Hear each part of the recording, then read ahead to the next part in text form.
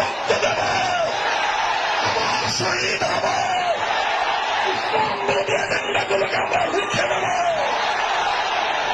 প্রস্তুত থাকবেন ইনশাআল্লাহ।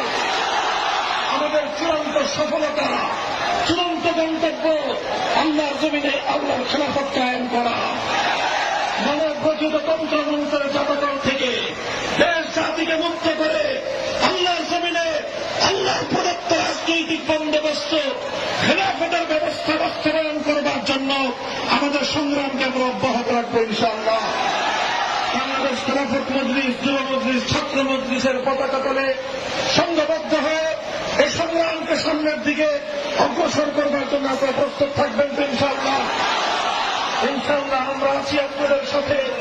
দেখা হবে রাজপথে, কথা হবে স্লোগানে ইনশাআল্লাহ। খোদার আকাশ খোদার